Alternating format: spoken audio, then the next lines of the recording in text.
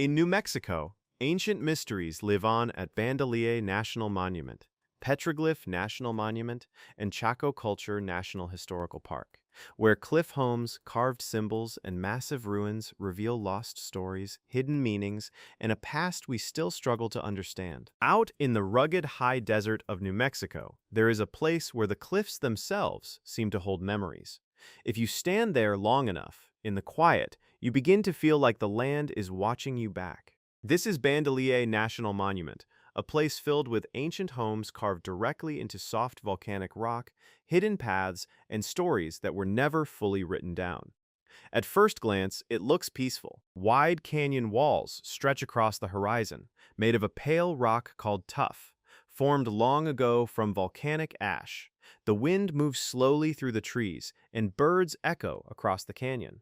But once you step closer, you notice something strange: holes in the cliff faces. Not random holes. These are rooms, homes, entire communities carved into the rock by people who lived here hundreds of years ago. Climb the ladders that lead up into those cliff dwellings, and everything changes. You are no longer just looking at history. You are inside it. These small spaces, called caveats, were shaped by hand. Imagine the effort: no machines, no metal tools like we have today. Just simple tools, patience, and time. Each room feels quiet, almost too quiet, like it's holding on to something it doesn't want to let go. The people who built this place are known as the Ancestral Puebloans. They lived here around 1150 to 1550 AD.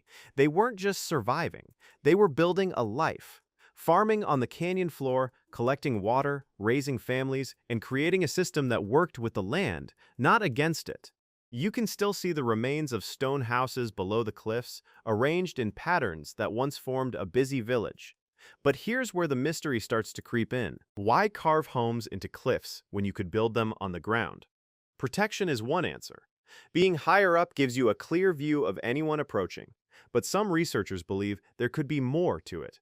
Maybe these spaces held deeper meaning. Maybe the cliffs themselves were sacred. When you sit inside one of those caveats, the outside world fades away. The sound changes, the air feels different. It almost feels like the space was meant for more than just living. Then there are the petroglyphs. Scattered across the rock faces are symbols carved into the stone. Spirals, animals, human shapes, and patterns that don't always make sense. Some are easy to spot, while others are hidden, as if they were never meant to be seen by everyone. What do they mean? No one knows for sure. Some think they tell stories. Others believe they mark important events or spiritual ideas. A spiral might represent the sun, or time, or a journey. But without a written explanation, we're left guessing. And that uncertainty is where the real mystery lives. As you walk deeper into the monument, the landscape opens up into Frijoles Canyon. This area was once the heart of the community. You can still see the remains of a large circular structure called a kiva. These were used for ceremonies, gatherings, and possibly rituals that connected the people to something beyond the physical world. Standing there, looking into that space, it's easy to imagine voices echoing, fires burning, and stories being shared under the night sky. But then, something happened. By the mid-1500s, the people of Bandelier were gone. They didn't vanish suddenly like in a story, but they did leave, and they didn't come back. The question is, why? There are a few theories. Drought is one. The environment may have become too harsh, making it difficult to grow food or find enough water. Another idea is conflict. There could have been pressure from other groups moving into the area. Some believe it was a combination of many things: climate, resources, and social changes all coming together at once. But here's what makes it feel unsettling. They left behind so much. Homes, tools, pottery fragments, and entire structures were simply abandoned. It's like walking into a place where life paused and never resumed. And even today, archaeologists continue to study the area, trying to piece together what really happened. But the land doesn't give up its answers easily. There's also something about the energy of the place that people often talk about, even if they don't fully understand it. Some visitors say they feel watched. Not in a threatening way, but in a quiet, aware kind of way. Others describe a deep sense of calm, like the land is still holding on to the presence of those who lived there long ago. And maybe it is, because Bandelier isn't just a collection of old ruins. It's a place where human life once blended perfectly with nature. The people here understood the land in a way that we often don't today. They built with it, not on top of it. They listened to it, and when it was time to leave, they moved on, leaving behind a puzzle that still hasn't been fully solved. Even now, as you stand there, you might notice how the light hits the canyon walls at certain times of the day, changing the color of the rock from pale beige to deep orange. Shadows stretch across the cliff dwellings, making them look almost alive. It's easy to imagine figures moving in those openings, watching from above, just out of sight. And maybe that's why this place feels different. It's not just about what we can see, it's about what we can't. The stories that were never written, the meanings behind the symbols that were never explained, the reasons people chose this place, lived here for generations, and then walked away. Bandelier National Monument holds all of that quietly, without giving clear answers. And maybe that's the real mystery. Because sometimes, the most powerful stories aren't the ones we fully understand, they're the ones that leave just enough behind to make us wonder. On the edge of a modern city where roads, houses, and everyday life move at a fast pace, there is a place where time feels completely different. Just outside Albuquerque, dark volcanic rocks stretch across the land, scattered like a frozen wave. At first, it looks like nothing more than a field of black stones. But once you step closer, you start to notice something carved into them. Lines, shapes, figures. And suddenly, you realize these rocks are speaking. This is Petroglyph National Monument, home to one of the largest collections of petroglyphs in North America. Thousands of symbols are etched into the volcanic basalt, created by people who lived here hundreds, even thousands of years ago. Some are simple, others are complex, and none of them come with clear answers. Walk along the dusty trails, and the silence feels heavy. The rocks rise in uneven patterns, each one holding markings that were carved by hand. Not painted, not drawn, carved. That means someone stood here, long ago, and chipped away at the dark surface to reveal the lighter stone underneath. Every single line took effort, time, intention. Which raises the question, why? Some of the images are easy to recognize. You'll see animals, birds, snakes, maybe deer. You'll see human-like figures with outstretched arms, sometimes with strange shapes around their heads. There are spirals, crosses, handprints, and patterns that don't seem to match anything familiar, but the meaning behind them. That's where everything becomes uncertain. The people who created these petroglyphs include the Ancestral Puebloans, and later Native American groups, along with early Spanish settlers. This means the site is not just one story, it's many stories layered on top of each other. Different cultures, different times, all leaving marks on the same stones. And yet, no one left a guide, no clear explanation, no key to unlock the symbols. Some believe the petroglyphs were used for storytelling, a way to record events, journeys, or important moments. Others think they had spiritual meaning, that these carvings were part of rituals, a connection between the physical world and something beyond it. A spiral, for example, could represent the sun or time, or a path through life. But here's where it gets more mysterious. Some of the petroglyphs are placed in locations that don't seem random at all. Certain symbols appear where the sunlight hits the rocks in very specific ways during certain times of the year. Shadows move across the carvings, almost like part of the design itself. It's as if the creators were not just carving images, they were working with light and time. And that suggests something deeper. Because to do that, you need knowledge, careful observation, an understanding of the sky, the seasons, and how the sun moves across the land. These weren't random drawings, they were planned.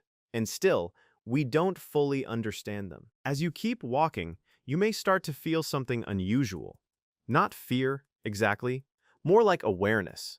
The kind that makes you lower your voice without knowing why. Many visitors say the same thing, that the place feels alive in a quiet way. Like the rocks are not just objects, but witnesses. Witnesses to lives that came and went. There's also something about the way the petroglyphs are hidden in plain sight. You can walk right past one without noticing it. Then suddenly, it appears, and you wonder how you missed it. It's almost like they reveal themselves only when you slow down enough to really look. And maybe that was the point. Not everyone was meant to see everything. Some carvings are high up on the rocks, hard to reach. Others are tucked away, facing directions that don't seem important at first glance. Why put them there? Who were they meant for? Were they messages to other people, or something else entirely? And then there's the question of time. These petroglyphs have survived for centuries. Wind, rain, heat, and cold have all passed over them, yet many are still clearly visible. That alone is incredible, but it also means they've been here, silently watching as everything around them changed. Generations came and went, cultures shifted, cities grew nearby, and still the carvings remain, unchanged, unanswered. Some researchers have tried to study patterns between the symbols, looking for connections or repeated meanings. But the truth is, without direct knowledge from the people who made them, everything is interpretation. We can guess, we can compare, but we can't be certain. And that uncertainty is what makes this place feel so different. Because in a world where we are used to having answers, this is a place that refuses to give them. It just shows you the clues and lets you wonder. As the sun begins to set, the rocks change color. The deep black surface softens, and the carved lines stand out even more. Shadows stretch across the land, and for a moment the figures almost seem to move. Not literally, but in the way your mind starts to connect them, trying to make sense of what you're seeing. A shape becomes a story. A symbol becomes a question. And you realize something. These petroglyphs were never meant to be simple. They were meant to last, to carry meaning across time, even if that meaning becomes harder to understand. They are a form of communication, just not one we fully speak anymore. So when you stand there, looking at those ancient carvings, you're not just looking at art, you're looking at messages from a world that is gone, but not completely silent. And maybe that's the most haunting part, because the stones are still here. The symbols are still here. The questions are still here. But the people who could explain them are not. And all that's left is the feeling that these carvings were trying to say something important, something we're still trying to hear. Far out in the empty desert of northwestern New Mexico, there is a place so isolated that even today it takes effort to reach. The road becomes rough, the land becomes quieter, and little by little, it starts to feel like you are leaving the modern world behind. Then, suddenly, the ruins appear. Massive stone walls rise from the desert floor. Broken windows stare out across the canyon. Long lines of rooms stretch farther than you expect. Even after centuries, the place feels too large, too planned, and too important to simply be forgotten. This is Chaco Culture National Historical Park, one of the greatest ancient sites in North America. More than 1,000 years ago, in the middle of this dry and empty land, people built something extraordinary, and no one fully understands how. The people who lived here are known today as the Ancestral Puebloans. Around 850 AD, they began building huge stone structures in the canyon. These were not small villages. They were enormous complexes, often called great houses. Some had hundreds of rooms and stood several stories high. The largest of them all, Pueblo Bonito, had more than 600 rooms arranged in a giant curved shape. Think about that for a moment. More than 1,000 years ago, people in this harsh desert built something larger than many towns of their time. They carried heavy stone by hand. They cut wooden beams and hauled them from forests many miles away. They lined up walls with surprising accuracy, and they did it without wheels, without metal tools, and without animals to carry the weight. How? That is one of the biggest mysteries of Chaco. The canyon itself has very little wood, yet thousands of wooden beams were used in the buildings. Scientists later discovered that many of those logs came from mountain forests over 50 miles away. Some may have come from even farther. So imagine the work, people carrying huge logs across rough land, through heat and dust, again and again for years. Why would they go to such effort in a place that seems so far from everything? The answer may be that Chaco was never meant to be an ordinary place. Many researchers believe it was the center of something much bigger, a place of ceremony, trade, and power. Other communities across the Southwest may have looked to Chaco as an important spiritual center. Roads spread out from the canyon in every direction, some running for miles in straight lines through difficult land. And these roads are strange. They do not always connect to rivers or easy travel routes. Sometimes they go straight over cliffs or through places that make no practical sense. It almost feels as if the roads were not built just to move people. Maybe they had a symbolic meaning. Maybe they were part of rituals. Maybe they connected Chaco to other sacred places across the land. Even now, some of those roads can still be seen from the air, faint lines stretching into the distance. But the deeper you look at Chaco, the stranger it becomes. Many of the buildings appear to be carefully aligned with the sky. Windows and doorways face certain directions. Walls line up with the sunrise and sunset during important times of the year. During the summer solstice, sunlight enters parts of the ruins in a very exact way. One of the most famous examples is found high on a cliff above the canyon. There, carved into the rock, is something known as the sun dagger. At first, it looks simple, a spiral carved into stone. But when the sun reaches certain positions in the sky, thin beams of light cut across the spiral in a precise pattern. During the summer solstice, one beam passes directly through the center. During the winter solstice, two beams frame it. That cannot be an accident. It means the people of Chaco understood the movement of the sun with amazing accuracy. They watched the sky for years, maybe generations. They built their world around it. And that raises another question. Why was the sky so important? For ancient people, the stars, the moon, and the sun were often connected to religion, time, and survival. But at Chaco, the connection feels deeper than that. It is almost as if the canyon itself was designed to mirror something in the heavens. Some researchers have noticed that certain buildings seem to line up with the moon's movements as well. Every 18.5 years, the moon reaches an extreme point in the sky called a lunar standstill. And somehow, the builders of Chaco may have known about it. Imagine watching the sky carefully enough to notice a pattern that only happens once every 18 years. That means the knowledge of Chaco was passed down over many generations. Parents teaching children, elders teaching the young. A cycle of learning that lasted for centuries. But then something happened. Around the year 1200, Chaco began to change. The great houses were slowly abandoned. Fires burned in some of the buildings, rooms were sealed shut. The people left the canyon, and they did not return. Why? No one knows for certain. The most common idea is drought. The area may have become too dry to support so many people. Crops failed. Water became harder to find. Without enough food, the community could no longer survive. But that explanation does not answer everything, because Chaco was not abandoned all at once. It happened slowly, almost like the people knew something was coming. Some rooms were carefully closed before they left, as if they were saying goodbye. Valuable objects were taken with them. Other things were left behind. It does not feel like panic. It feels planned, and that makes the mystery even stronger. Some believe there may have been conflict or political problems. Others think the people simply moved to other areas and carried their traditions with them.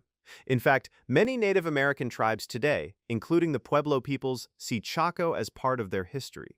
For them, this place is not lost. It is remembered. But even with those connections, many questions remain unanswered. Why was Chaco built in such a difficult place? Why did people work so hard to create something so huge? Why were the roads so strange? Why were the buildings tied so closely to the sky? And perhaps the biggest question of all, what did Chaco really mean to the people who lived there? Because when you walk through the ruins today, you can still feel that there was something important here. The silence is different. The canyon feels almost too still, as if it is holding on to something. Stand inside Pueblo Bonito, and the walls rise around you like the remains of another world. Small windows frame the bright desert outside. The stones are stacked so carefully that even after 1,000 years, many are still standing. You start to imagine what it once looked like. Smoke rising into the sky, voices echoing through the rooms, fires burning at night, ceremonies taking place under the stars. Then the wind blows through the empty windows, and everything becomes quiet again. Some visitors say they feel watched here. Others say they feel calm. There are people who believe the canyon has a special energy, something hard to explain. Whether that is true or not, There is no denying that Chaco feels different from other ancient places. Maybe it is because so much of it is still a mystery. We know who built it, but not exactly why. We know they understood the sky, but not what they believed. We know they left, but not what finally made them go. And perhaps we will never know, because the people of Chaco did not leave behind books or long written stories.